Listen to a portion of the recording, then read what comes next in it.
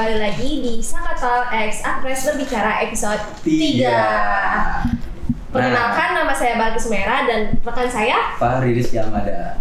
Sekarang kita sama siapa nih, Rizky? Nah, di samping aku nih ada Raffi Hidayatullah, itu dari IPB 59 guys. Dan di samping saya ada Kak Anissa Dwi Rahma Gisela dari angkatan 59 juga. Halo Kak, salam kenal. Halo, Kak. Salam kenal. Nah, pertama-tama Kita mau ngapain sih? Iya, kita mau ngapain sih ya?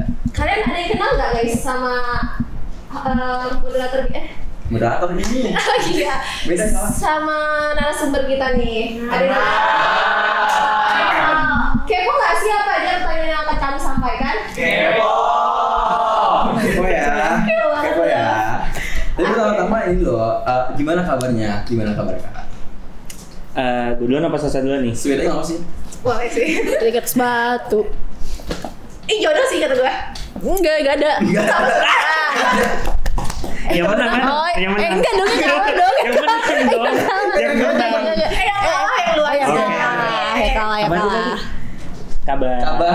Enggak ada formatnya. Oh, nggak ada format kan? Ini bukan rapat ya? Iya. Oke. Jadi kabar gua tuh lagi alhamdulillah baik sejauh ini. Cuma lagi nyusun buat proposal doang, sama lagi megang 2 organisasi sama 2 komunitas, sudah itu aja. Itu doang. Makasih. Kalau Sasa gimana? Oh, giliran gue ya. Halo, aku Sasa. Ya halo lagi. Kabar gue alhamdulillah baik dan kesibukannya lagi banyak hektik megang main brand aja sih. Di mana-mana gak usah disebutin ya. Udah. Masih aja ya. Iya. Nah, aku mau nanya gitu. Itu di 4 organisasi, 2 komunitas itu di PDD semua? Ya periode semua. Masya Allah. Keren ya? Yang satu kalau komunitasnya ada yang kontrak sih. Ada kontrak. Wah, Kuat. bisa aja ya. Kuat. Ada di lingkaran setan ini ya. Oh, setuju. Kita mulai pertanyaan pertama aja gak sih? Oke, pertanyaan pertama. Jadi, gimana perjalanan di dunia media kreatif ini ya? Kita siapa duluan itu buat dua-duanya sih. Jadi kayak siapa duluan? Loh. Ini tuh ceritain dari awal mulanya banget ke media kreatif atau gimana? Dari pas lu di perut sisa. Dari pas gue lahir. Jadi mak gue ngandung terus, wah ini udah PDD nih. Dalam gue Udah mau PDD nih katanya. Oke, kalau misalkan progresnya, jujur gue dari TK atau PAUD itu emang suka ngegambar ya. Jadi mungkin bukan PDD banget, lebih ke ilustrator. Terus kalau misalkan PDD bangetnya tuh dari SMA, gak mau ke kuliah. Dan jujur dulu tuh desain gue tuh lebih ke norak gitu kan, karena warnanya tuh masih nabrak. Terus kayak kalau udah kuliah banyak banget ikut kepanitiaan, organisasi, terus diselingin sama ilustrasi juga. Jadi sampai sekarang alhamdulillahnya bisa megang jadi kadif juga di komunitas eksternal. Oke, Kalau dari gua sama sih kayak Sasa, gue juga pas kecil suka gambar, tapi dari kebetulan dari sebelum ada nyawanya malah. Jadi kebetulan gue dari kecil emang suka gambar, tapi gambar gue tuh cuma sketching doang, nggak diwarnain. Jadi jatuhnya cuma gue nge-sketch doang. Terus dia suka komplain ini kalau gak bisa ngerender. Iya, maaf ya. Yeah. Terus mulai dari SMP, gue tuh suka mulai kayak dari PixArt gitu. Kayak gue mulai ngedit dari PixArt. Terus juga kalau video dari KineMaster. Nah itu sih dari itu 2. Terus sama pas mulai SMA baru ada Canva kan, seinget gue. Nah itu baru mulai sentuh Canva, baru belajar Photoshop juga. Terus pas kuliah itu kepanitiaan pertama gue itu pas maba di semester 1 dan sampai sekarang. Dan gue juga sempat di organisasi kayak BEM, di legislatif, terus habis itu sempat megang kepanitiaan juga sih di PDD. Wow. Ini kebetulan kita lagi satu komunitas juga kok. Iya, gue pernah lihat tuh di Hati-hati jatuh. Jatuh. Oke guys ya. Bisa. Nanti. Ya temennya nge-stalk juga ya. Iya. Dia Emang udah deket gak sih? Atau setahun kita? Tahun banget sih. Ya kita lanjut ya guys.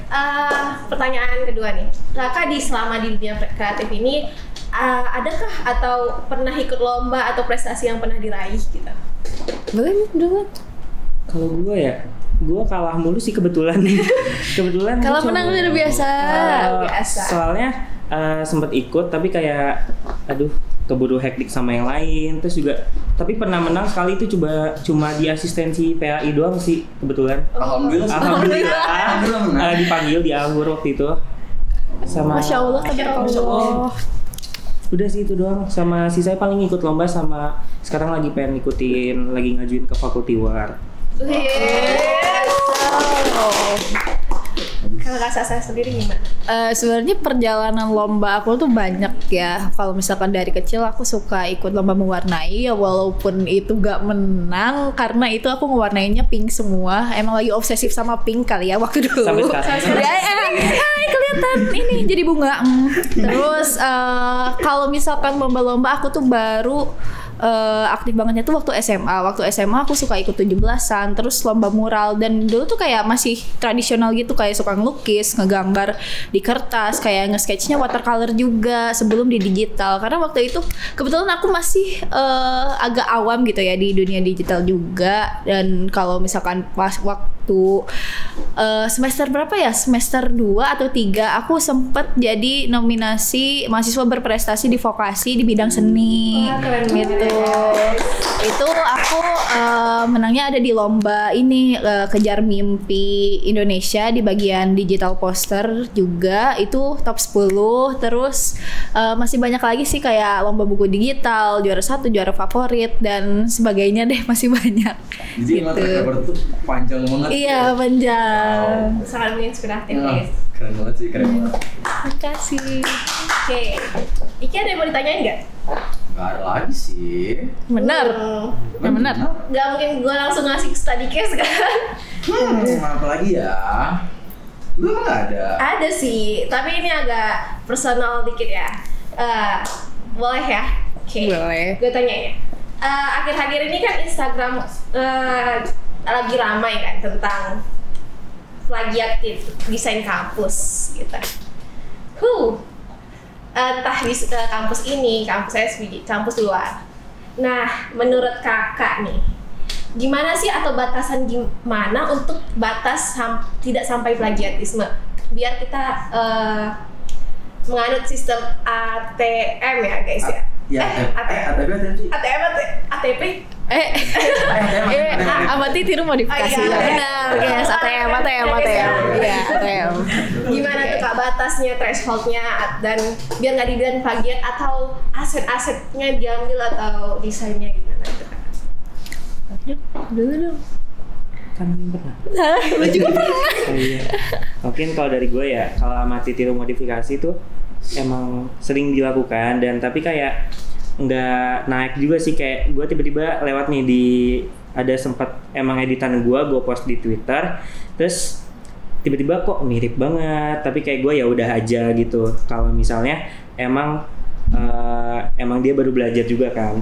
Tapi kalau buat batasan dari gue ya itu amati tiru modifikasi itu bener-bener harusnya jangan sama banget lah, kayak layouting, terus ya kayak color palette, terus juga copywriting itu jangan sama banget sih kebetulan. Kayak itu kalau dari gue sih ATM tuh batasannya jangan sama banget lah. Kecuali emang kalau dia tuh beda organisasi tapi emang itu style dia sendiri, itu menurut gue bukan ATM. Soalnya emang itu style dari dia sendiri gitu loh. Kalau Kak Sasa sendiri pernah nggak diplagiatin gitu? Agak personal ya statementnya.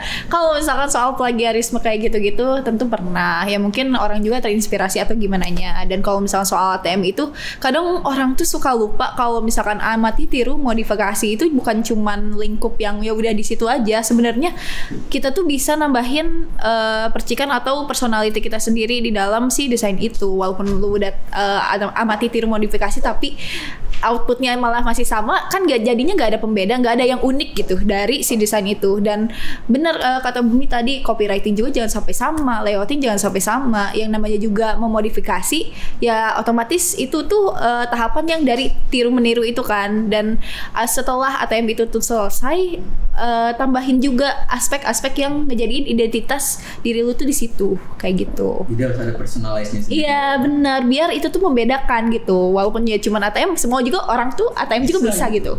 Iya. Tapi personal itu nggak bisa. Iya, nggak bisa. Itu yang bikin jadi unik gitu. Mereka ditiru karena saking kerennya nggak sih? Iya sih, kata gue ya. Itu Terima kalian itu kasih. saking keren itu bisa jadi bahan inspirasi tentang orang lain. Itu sih emang mau sih. Oke. Nah, Agak ya. Agaknya ya. Nah, jadi aku juga punya ini nih. Kalau kita bicara-bicara tentang plagiat, ada nih satu aspek dia ini tuh baru-baru muncul di tentang plagiat nih, yaitu plagiarisme atau bukan sih, bukan plagiarisme sih, AI art. Nah, jadi AI art ini kan lebih ke mirip-mirip plagiat, cuman ya ada gak tau sih ada batasan apa enggak ya, tapi itu kayak plagiat tapi kayak apa sih itu AI art, apa sih plagiat atau enggak gitu. Jadi menurut kakak itu gimana kalau masalah AI art? Kalau masalah ngomongin AI itu udah a different level of design ya. Apalagi kalau misalkan AI dipakai buat di karya gitu. Sebenarnya AI itu emang bermanfaat buat substansi karya kalau misalkan kita bisa kolaborasi sama AI tersebut. Bukan ngasih ya udah kayak manusia malas aja kayak ngasih ini promptnya gini dan outputnya kayak gini. Itu sama aja.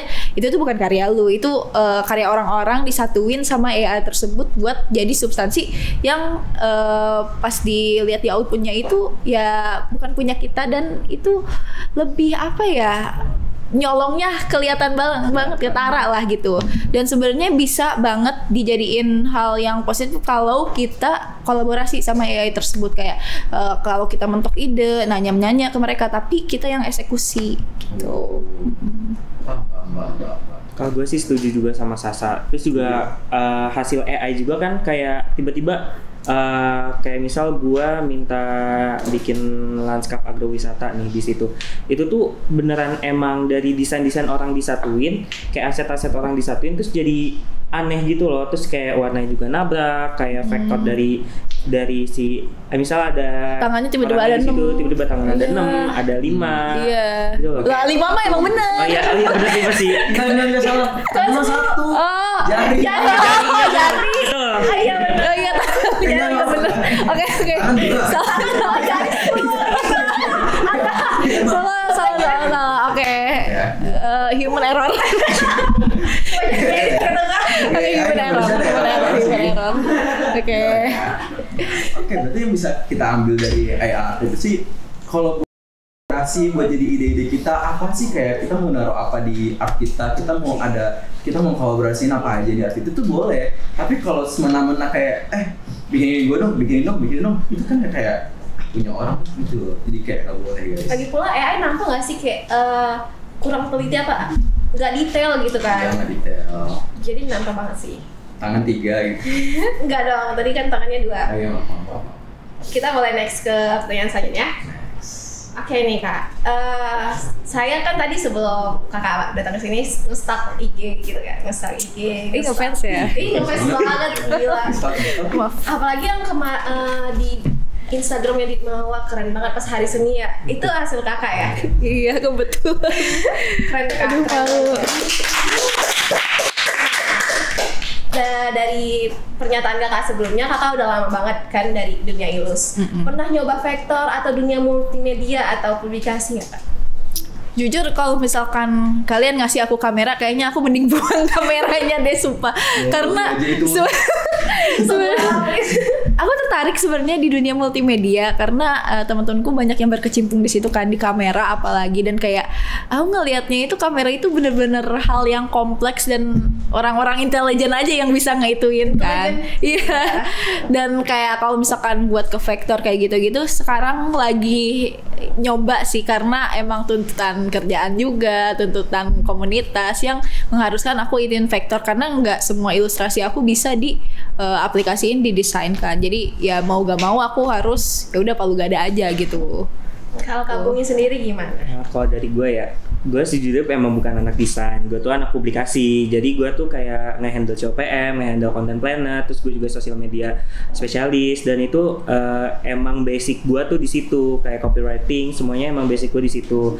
Cuma kenapa gue tiba-tiba bisa desain? Sempet waktu itu pas lagi satu kepanitiaan ada yang tiba-tiba minta desain ke gue, dan gue tuh bingung kan, kok gue ngedesain, akhirnya gue desainin kan waktu itu. Terus kayak akhirnya gue coba minta belajar juga dong ke anak-anak desain di situ, minta ajarin kayak toolsnya kayak gimana. Nah akhirnya gue kembangin sendiri. Terus kalau buat dunia multimedia, jujur gue nggak bisa ngedit. Gue setuju, gue juga kurang bisa. Kalau konten bisa. Kalau konten bisa. Gue cuman bisa gue megang kamera, gue megang buat ngevideoin gue masih bisa. Tapi kalau buat ngeditnya gue nggak bisa banget. Mendingan gue ngedit konten yang 5 biji banyak dibanding gue ngedit satu video yang khusus kayak buat after movie atau kayak gitu, buat recap motion gitu, juga. Buat motion gue nggak bisa. Enggak. Nah kan jadi Kak Bumi itu udah di tiga bidang ya, desain, publikasi, dan multimedia. Nah di antara 3 bidang ini nih, favoritnya yang mana? Terus kenapa? Publikasi. Karena gimana ya? Baru saja komunitas pilihnya. Komunikasinya bagus mungkin ya. Karena gimana ya, publikasi tuh selain seru, terus kayak kalau misalnya gue tuh orang yang paling greget kalau ngeliat COPM berantakan. Kayak kalau misalnya udah dijelasin nih, misal dia udah dijelasin kayak center of publication medianya kayak gini, terus nanti dimasukinnya kayak gini, terus kalau misalnya dia nggak bisa tuh gue berasa kayak pengen aneh gitu loh. Kayak pengen terus Kemarin baru kejadian kemarin. Terus kayak gue tuh kayak pengen, aduh apalagi kalau minta publikasi, kalau minta COPM tuh H-1 tiba-tiba H- jam, itu tuh gue gregetan banget kayak pengen gitu ya gitu ya itu. Misalnya kan kayak gini loh, kayak contoh kasusnya itu kan kita tuh udah biasa COPM kan ada brief nih ya, brief itu udah jelas gitu kan, kayak ini brief udah jelas, tinggal diisi, kirim ke kita, tapi kayak aduh mana ngasih COPM cepet H-2 lagi kata gua. H-1 lagi. Iya. Pernah ngerasain gak sih Kak? Pernah diminta kayak dia ngomong, bisa nggak ngeditin ini, tapi ntar di post. Termalam gitu. Enggak, detik itu. Berantem dulu sih. Jujur kebetulan berantem dulu. Itu berantem dulu. Itu kasusnya di ini kan.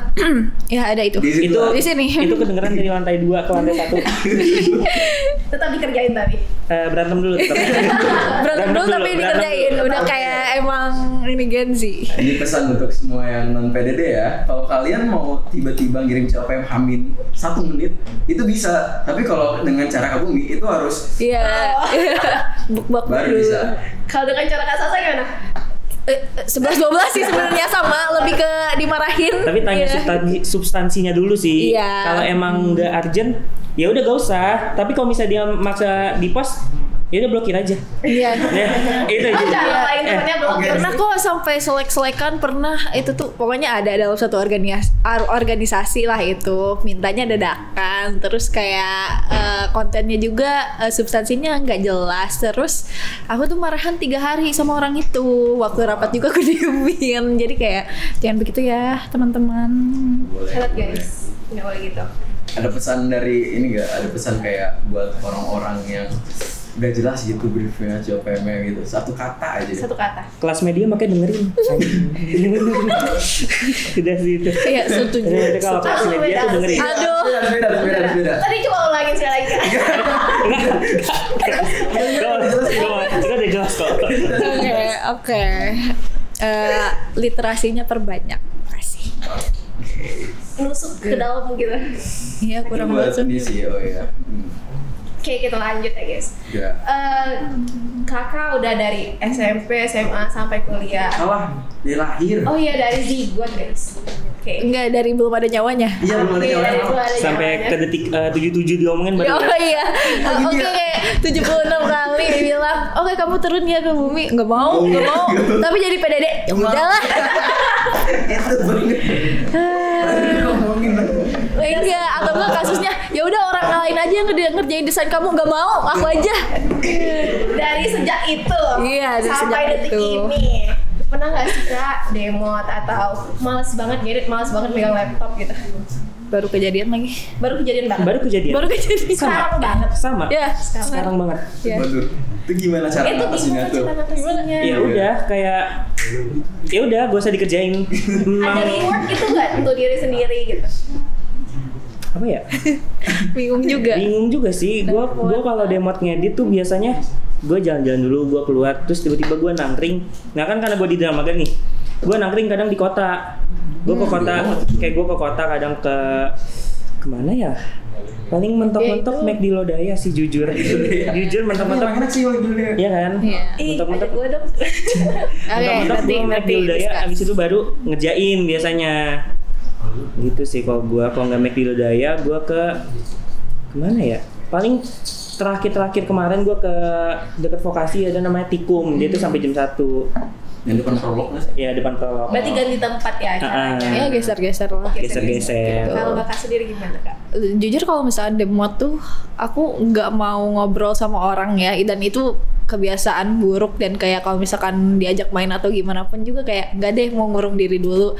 Terus kadang tuh ada aja ide-ide tuh pas hamin satu deadline atau hamin berapa deadline, dan itu tuh kayak aduh itu benar-benar kebiasaan buruk kan. Terus kalau misalnya buat ngilangin demot itu kayak pengen discuss aja yang sama yang lebih ahli gitu, bisa desain tuh kayak gimana, kayak gini. Jadi aku dapet konteksnya juga, oh harus kayak gini. Tapi selebihnya kalau demot lebih ke ya udah ngurung diri dulu, tapi jangan sampai itu tuh waktunya kelebihan gitu. Jadi nge-extend dari waktu deadline aku sebisa mungkin. Ya deadline juga pressure sih sebenarnya, jadi mau gak mau kerjain. Tapi kalau misalkan emang terlalu overwhelmed ya udah drop dulu gitu.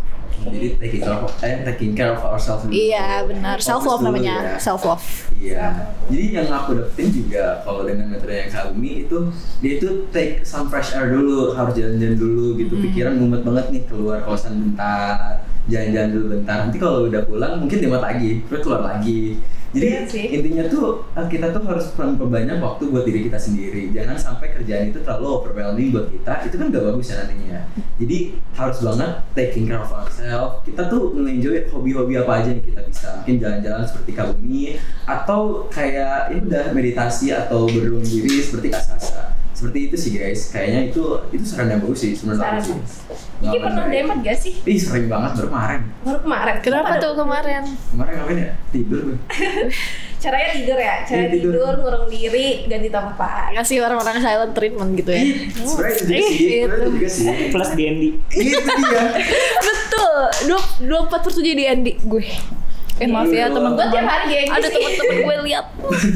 Pesona balas chat di hari Senin, tapi balasnya di hari lupa. Baca. Oh, Udah baca sebenarnya, tapi Iya, kayak baca tapi kayak Iya, itu kayak balasnya dalam hati gitu ya.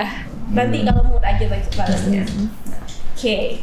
Jadi kan kayak Kak Sasa sama Kak Bumi ini kan udah lama banget nih dunia kreatif kan, kayak kalau sesuai pengalaman organisasi dan macam-macam panitia gitu, itu kan udah dari SMP, SMA sampai sekarang gitu. Nah, nanti setelah kuliah ini atau bukan setelah kuliah ini lah, besok atau minggu depan atau tahun depan, itu masih ada rencana nggak sih? Masih tetap di dunia kreatif? Mungkin itu dari workplace-nya, dari itu tuh volunteering atau itu kerja 24 jam gitu. Kayaknya lebih ke terjebak di situ ya. Di penjara. Kalau dari aku sendiri, kebetulan semester 6 ini kan lagi magang ya, dan kebetulan magang aku itu di desain grafis, dan aku megang juga di situ. Dan sepertinya aku juga masih ngelanjut buat freelance. Aku suka freelance jadi ilustrator, suka content creating juga kebetulan, dan ya scope aku tuh masih ada di dalam situ, jadi kayak gak keluar sih dari situ. Atau mungkin nanti aku bakal explore juga, mungkin aku bakal jadi copywriter, jadi yang lebih ngehandle sosmed daripada ngedesain mulu gitu. Sebenarnya aku tuh pengen lebih ke illustrating sih ya, banyaknya project-project kayak buku anak, kayak poster-poster, dan buat sekarang scope-nya itu masih di desain grafis semua gitu sih. Berarti masih di lingkaran itu lah ya. Kalau Kak Bumi sendiri, Kalau dari gue ya, karena dari background jurusan gue nih kan nggak relate banget ya ke nggak linear ke kreatif. Mungkin buat kedepannya pengen coba dulu kerjaan dari jurusan gue. Mungkin kalau udah beberapa bulan atau setahun 2 tahun kayak menurut gue kayak aduh gue kurang cocok nih di sini, apa gue balik lagi ke kreatif. Nah baru di situ gue kayaknya kemungkinan besar bakal balik lagi ke dunia kreatif gitu sih kalau dari gue. Tapi kalau menurut passion dan cita-cita itu sebenarnya linear nggak sih sama kreatif? Kalau dari gue ya linear nggak ya? Ya, gak tau lu mau jadi apa. Lu mau jadi apa ya? Superstar. Aduh.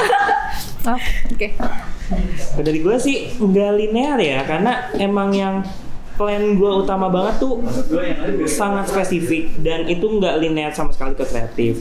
Tapi kalau buat plan gue yang kedua atau yang sekarang nih, yang sekarang nih, yang jurusan sekarang, ada yang sangat amat tidak relate ya. Tapi ya jalanin aja sih, jalanin aja dulu. Oke. Kalau lu Ki? Gue mau apa nih, bikin industri gue. Gak ada kreatif. Gue pengen menggabungkan dua itu sih kalau gue. Jadi kayak sekalian content creator, sekalian kerja, jadi kayak YouTuber ya? Kayak gue lagi ngurus ikan gitu loh. Oke. Kayaknya kita sudah agak lama ya berbincang-bincang. Sampailah di akhir acara. Ya, udah lama banget ya. Ada nggak sih Kak pesan dan kesan selama masuk di kreatif, dan pesannya untuk orang-orang yang ingin terjun di dunia ini atau mencoba gitu, langkah mulainya gimana gitu, atau jangan, gak usah gitu. Langsung jalan. Gak usah ya. Tapi kesan-pesannya selama di lingkaran setan ini kayak. Sebenarnya gimana ya?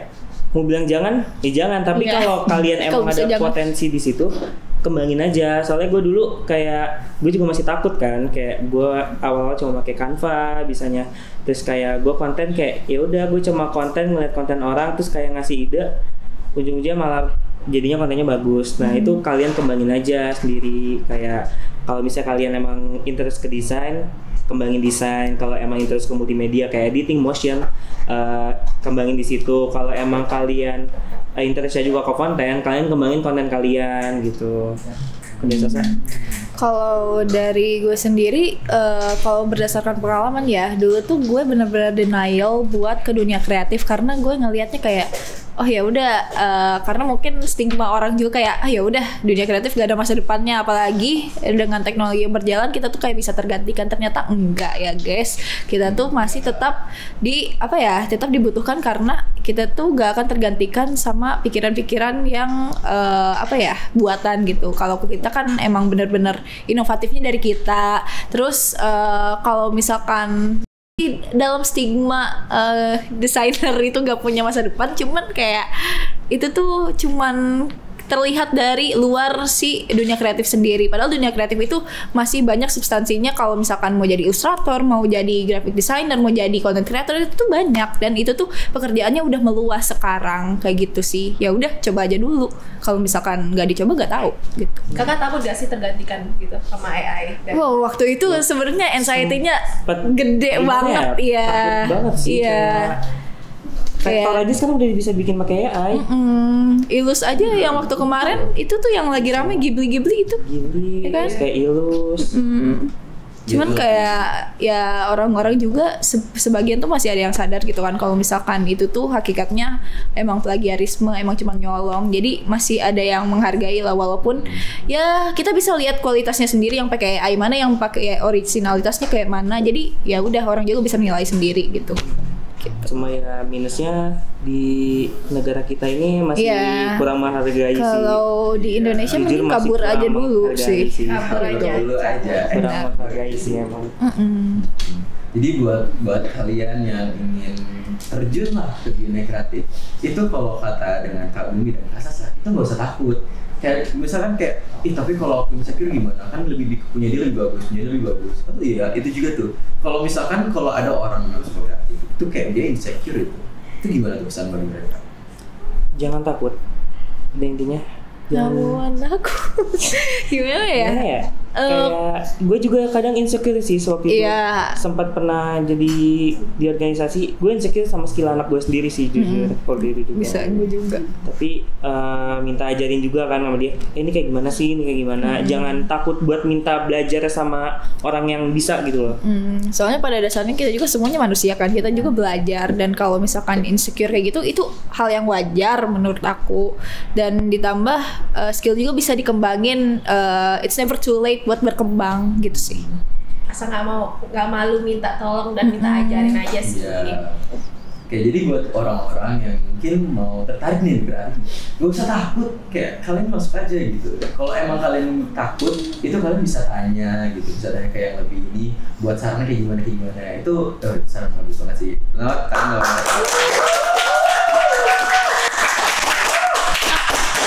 Tapi nih gue masih kepo. Untuk memulai ini semua, aplikasi yang rekomendasi kakaknya apa ya untuk memulai ke dunia ini? buat first stepnya. First step. PixArt, nggak bercanda. Gimana ya? Gue juga editnya pakai PixArt, cuma kayak Aduh, tipis ya. oh iya. Aduh. Tadi gue mau bilang enggak dong. Gak apa-apa gak sih PixArt daripada ya udah AI gitu. Iya. Tapi kalau buat step pertama, kalau buat desain Canva sih. Iya, Canva karena base-nya web juga sih, dia juga lebih enak kan. Sama dia lebih user friendly daripada software yang lainnya. Gitu. Enggak berat juga, nggak nge-crack. Kalau mau dia coba mulai aja di CapCut. Iya. CapCut kan sebenarnya udah banyak sih. juga. CapCut udah bagus sih menurut gua. Ya. Oke guys, dari Iki sendiri gimana closing statementnya untuk podcast kali ini? Nah, mungkin kita udah di penghujung acara nih ya, penghujung podcast nih. Nah, kita juga udah mencoba selak beluk ya ke dunia kreatif itu gimana dan pengalaman mereka juga gimana. Nah, pengalaman yang mereka alami juga itu sih sangat inspiratif. Keren sih di mata gue. Iya, ada cara-cara yang dulu aku nggak tahu ternyata ada gitu. Dan ada case-case di suatu komunitas yang ternyata kayak gini. Itu sangat eye opening bagi aku juga. Itu bisa buat dipelajari juga guys. Kalau dari Balkis gimana Balkis? Podcast kali ini sangat membuka mata membuka pemikiran gue bahwa nggak usah takut gitu untuk turun ke dunia kreatif, untuk mencoba untuk belajar hal yang memang kita sukai. Jangan takut kalau kita akan tergantikan oleh AI karena kita memiliki pemikiran dan ide-ide lebih kreatif daripada kita. Oke, sekian dari podcast ini. Kita tutup aja ya, Siki? Boleh. Terima kasih untuk Sasa dan Naomi udah datang. Semua ada yang ingin ditanyakan? Kenapa nih bertanya?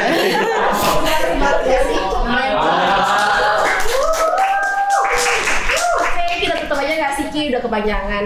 Betul banget. Aku Fahri dan dia Baki Sumaira. Pamit undur diri. Sampai jumpa di Sekolah X Actress Berbicara episode selanjutnya. Bye bye. Terima kasih Kak. Terima kasih. Bye.